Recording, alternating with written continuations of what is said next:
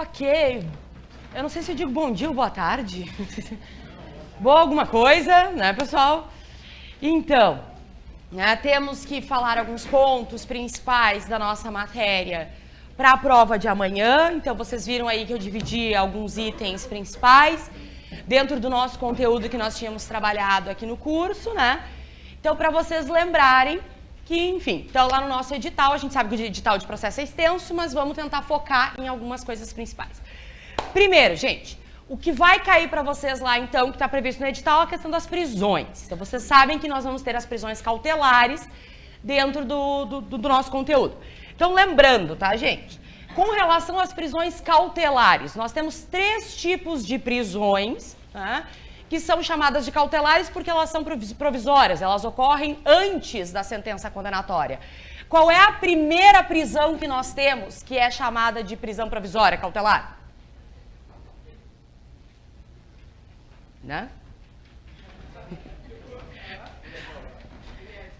Amnésia já? Gente, então, primeiro, prisão em flagrante, tá? Então, vamos lembrar da flagrante, tá, gente? Prisão em flagrante é a única, tá? A única que vocês não precisam de ordem judicial para prender. Todas as outras, tá, gente? Temporária, preventiva, prisão definitiva, vocês vão precisar de autorização judicial. Ela é a única. Por quê? Vocês lembram lá do Código de Processo Penal que vai trazer as hipóteses de quando vocês podem prender alguém em flagrante. Qual é a primeira possibilidade de prender alguém em flagrante? Quando a pessoa está cometendo o crime.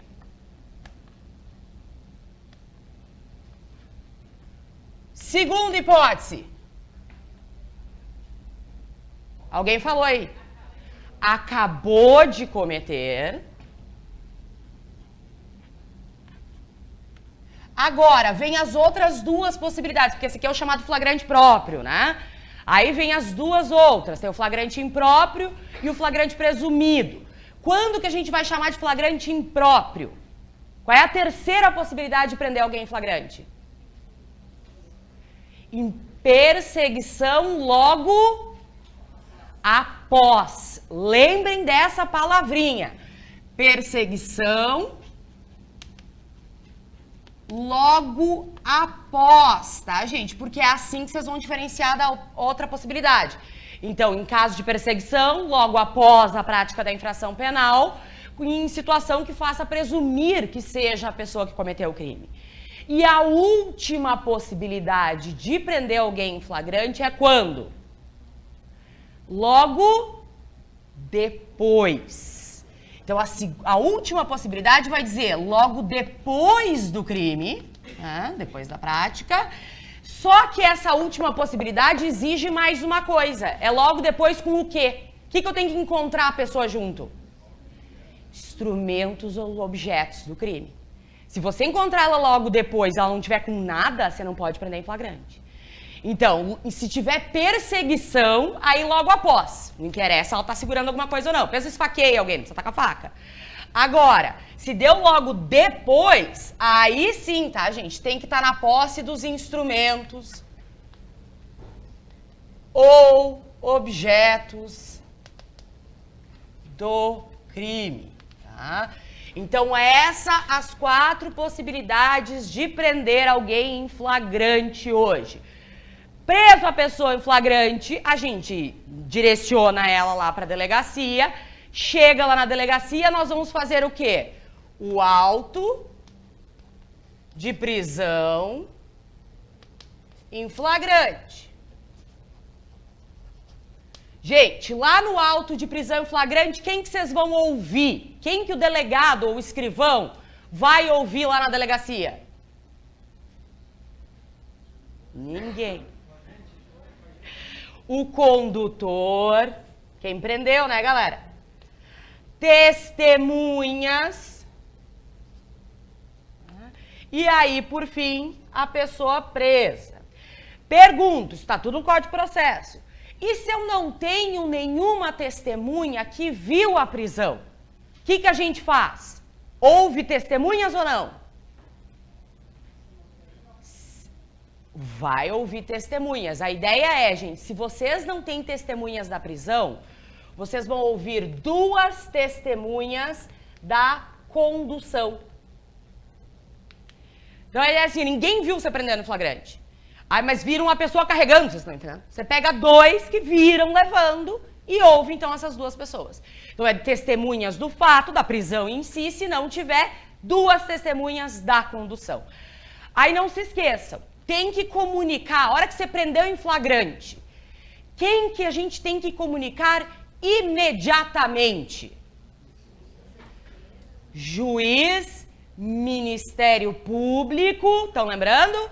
Defesa, o advogado indicado, se não a Defensoria Pública, e quem está faltando? A família. Comunicação imediata, tá, gente? Porque comunicar é só avisar, tipo, prendemos, tá? Então, Ministério Público, o juiz, advogado, se o réu não indicar defensor... Réu não é, ele ainda não é réu, perdão. O preso, né? Se o preso não identificar, não indicar advogado, Defensoria Pública e a família dele.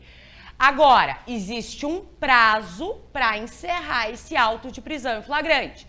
Em quanto tempo o delegado Joebert, o Joebert, quanto tempo ele tem para encerrar o auto de prisão em flagrante? 24 horas, tá, gente? É 24 horas para terminar esse auto de prisão em flagrante e encaminhar para o juízo. Então, cuida, não quer dizer que necessariamente a prisão dura 24 horas, viu? Porque pode ser que o juiz depois sente em cima disso. É 24 horas para lavrar o auto de prisão em flagrante e mandar lá para o juiz, tá? Vejam, porque como eu disse, se é a única prisão, tá, gente, que não tem autorização judicial, o que a gente tem que fazer? O juiz tem que homologar, ele tem que ver se essa prisão está correta. Então, terminou o auto de prisão em flagrante, foi para o juiz, aí diz o CPP lá no artigo 310, que o juiz vai fazer 3 coisas. Ele recebeu o auto de prisão em flagrante, ele pode fazer 3 coisas. Qual é a primeira? Se for ilegal, ele vai relaxar. Prisão ilegal, tá? Ou seja, se prender errado, se bater no cara, assim, enfim, qualquer coisa. Relaxar, é o termo, tem que usar esse termo. Relaxar a prisão ilegal, que é soltar 100%. Agora, se a prisão for legal, prender o cara direitinho, qual é a próxima coisa que o juiz pode fazer?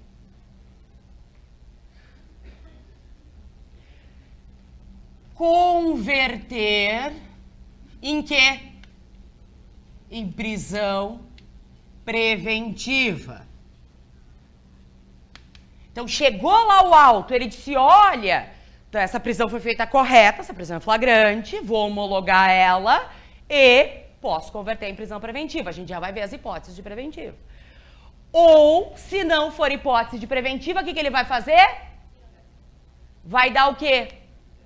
Liberdade provisória, com ou sem fiança. Aí, se não for hipótese, então ele de prisão preventiva, ele dá liberdade provisória com ou sem fiança. Tá? Então, lembrando, chegou lá para o juiz vai fazer 3 coisas. Ou ele relaxa se a prisão for ilegal, se a prisão for legal, ou ele converte em preventiva, ou ele concede fiança, concede liberdade provisória com ou sem fiança. Aproveitando o fenômeno da fiança, houve uma alteração no Código de Processo Penal, né? A gente sabe que hoje o delegado pode dar fiança também, lembram? Pode ser que aqui no flagrante, ó, aqui no APF, o delegado diz, não, peraí, eu já posso dar fiança. Então só sobe para o juiz olhar e o cara já sai. Quando, gente, que o delegado pode arbitrar a fiança? Crimes cuja pena máxima é quanto? 4 anos. Então, crimes cuja pena são até 4 anos, tá, gente? Aí o delegado já vai ter dado a fiança aqui. Aqui mesmo onde ele terminou o auto. E ele termina dizendo, ó, já dei a fiança. Só sobe para o juiz verificar. Certo? Agora, isso, obviamente, um dos pontos da prisão em flagrante, pontinhos, né, específicos. Por outro lado, nós temos a outra prisão, que é a chamada prisão temporária. A temporária, portanto, é aquela prisão para investigação. Tá? Já anotem lá, gente, a prisão temporária somente pode ocorrer, tá?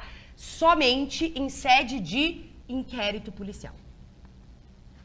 Vocês nunca vão poder prender temporariamente no processo. É só em caso de inquérito, tá? Porque ela é a prisão para ter certeza se houve um crime ou não, que é meio estranho, né? Quando que vocês vão prender temporariamente? Tem que ter indícios de autoria e materialidade, indícios de autoria e materialidade, e tem que ter um daqueles crimes do inciso 3 da Lei 7.960 de 89. Lá tem o homicídio, extorsão mediante sequestro, tem o roubo e assim vai, o estupro e etc. Então tem que casar. É a investigação de um daqueles crimes com indícios de autoria e materialidade. Agora, pergunto para vocês, por quanto tempo alguém pode ficar preso temporariamente? 5 dias, prorrogáveis por mais 5. Então, é 5 mais 5. Cuidado, não é 10. É 5 mais 5. Porque o juiz é que vai dar 5 dias, que pode ser até 5. Se pedir mais, aí ganha até mais 5 dias. Agora, existe a exceção em caso dos crimes hediondos e equiparados. Crimes hediondos e equiparados, a gente pode prender temporariamente por quanto tempo? 30 dias por mais 30 dias. Tá? Aí, os hediondos e equiparados, a gente tem essa possibilidade. Pergunto, pode o juiz, na prisão temporária, dar ela de ofício? Tipo, ele sozinho decidir assim, acho que vou prender temporariamente? Nunca, tá, gente? Como é em sede de inquérito, o juiz nem sabe o que está acontecendo. Então, lembrem-se, a prisão temporária tem que ser representada pela autoridade policial, né? Eu ia dizer pelo João Ebert. Pela autoridade policial ou Ministério Público, tá, gente? Alguém tem que pedir para o juiz. O juiz não pode conceder sozinho, de ofício, a prisão temporária. Certo? Aí a última modalidade de prisão que nós temos, cautelar é claro, é a prisão preventiva. Primeiro, nós sabemos que existem os requisitos da preventiva e as hipóteses de admissibilidade da preventiva. Com relação aos requisitos, né? Indícios de autoria e materialidade, claro. Aí pergunto, qual é a primeira hipótese de prisão preventiva? Para garantir o quê? Para garantir a ordem pública. Que mais? Para garantir o quê? A ordem econômica. Para garantir o que mais? Eu vou só seguir a ordem, tá certo quem falou, tá? Garantia da instrução criminal.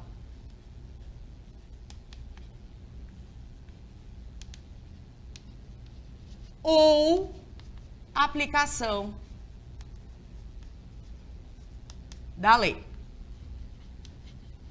Então vejam, ó, no caso da preventiva, para você prender alguém preventivamente hoje, primeira coisa, você tem que mostrar que é para garantir a ordem pública, ou a ordem econômica, ou a instrução penal, tipo, a pessoa está atrapalhando o processo, ou a aplicação da lei penal, pessoa é risco de fuga, tá? Só que tem requisitos de admissibilidade. Ou seja, não é para qualquer crime que vocês podem prender preventivamente. Qual é o requisito primeiro? Com relação... Opa, não, um é ótimo, né? Com relação ao tempo de pena.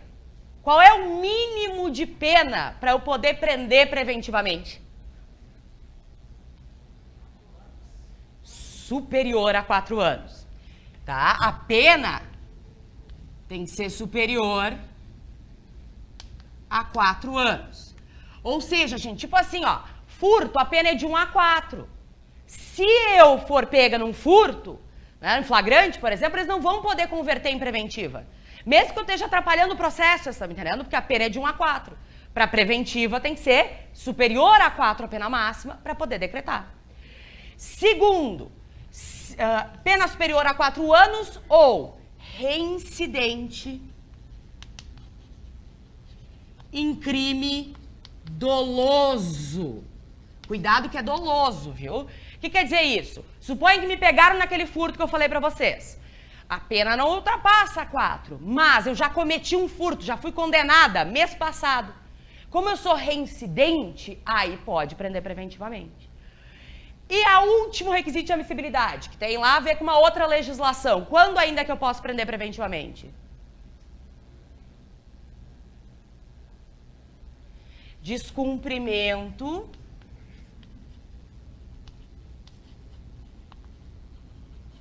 Lá tem lá, Lei 11.340 de 2006. Que lei é essa? Meu Deus, eu tenho 5 minutos. Já?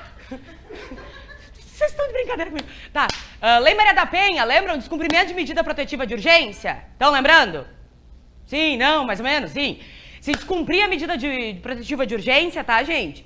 Aí também pode prender preventivamente. Então, lembrem-se, tem que ter um desses, mas tem esses requisitos de admissibilidade. Primeira pergunta, tem prazo de duração a prisão preventiva? Não, ela pode durar o tempo que uma daquelas situações durarem. Juiz pode dar prisão preventiva? Sim ou não? Vejam, o juiz pode sozinho, de ofício, que nem eu falei, no curso do processo. Durante o processo, ele pode decretar sem ninguém pedir. Agora, em sede de inquérito policial, aí mesma coisa, ó, da temporária, representado pela autoridade policial ou Ministério Público. Tudo que acontece é de inquérito, gente. Pensem, o juiz não pode agir sozinho. Então, você vai ter que pedir para ele lá, para ele fazer. Fez sentido? Tá, então bem rapidinho as outras coisas que eu queria falar, né? Eu tô só em prisões. Gente, questão da matéria de provas, tá? Duas coisas principais com relação à teoria geral da prova, por isso que eu botei o item teoria geral da prova. Pergunto, posso usar aquilo que foi produzido em sede de inquérito policial no processo penal para condenar ou absolver, tanto faz? Sim ou não? Ah, teve gente da aula que lembrou. Depende. O artigo 155 do CPP diz assim, ó, o juiz é livre para apreciar a prova produzida no processo. Então, em tese, é do processo. Não podendo, ó a palavra que vocês têm que escrever lá, exclusivamente se basear naquilo que foi feito no inquérito policial. Então, o que o 155 está dizendo para vocês? Que vocês podem usar, sim, aquilo que foi feito no inquérito, desde que não seja exclusivo, ou seja, que não seja só o que foi feito no inquérito. Então, se vocês casarem aquilo do inquérito com as provas do processo, pode usar sim. Então, anotem essa palavra, exclusivamente. Quer dizer que dá desde que não seja somente aquilo que está lá.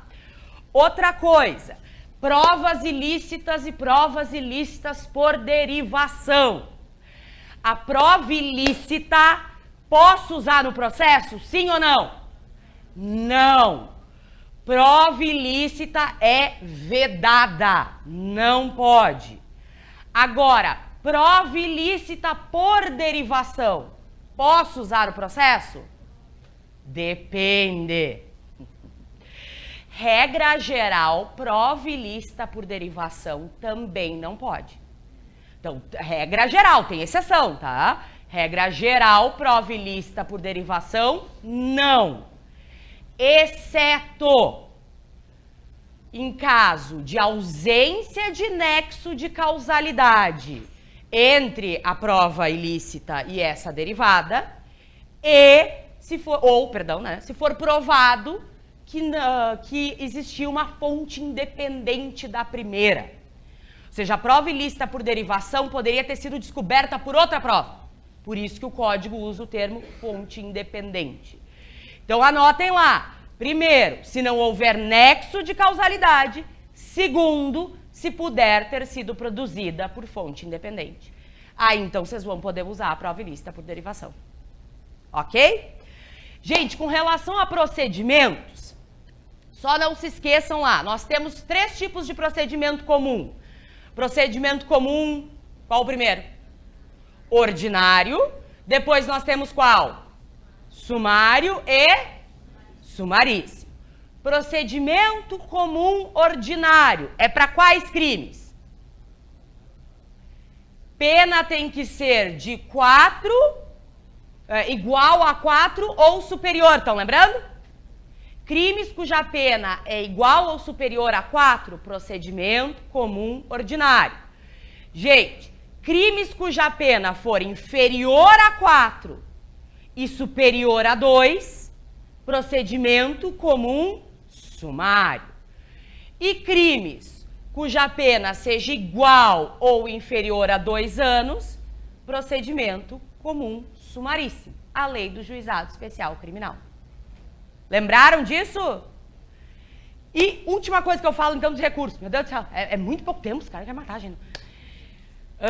Vamos lembrar dos principais recursos, tá? Só para lembrar os prazos. Os principais recursos que nós temos no processo penal é o recurso em sentido estrito e a apelação. Esses são os 2 grandes recursos que nós temos, tá? O recurso em sentido estrito... Qual é o prazo para entrar com o recurso em sentido estrito? Para ingressar, para interpor? 5 dias. E para apresentar as razões é de quanto? 2 dias.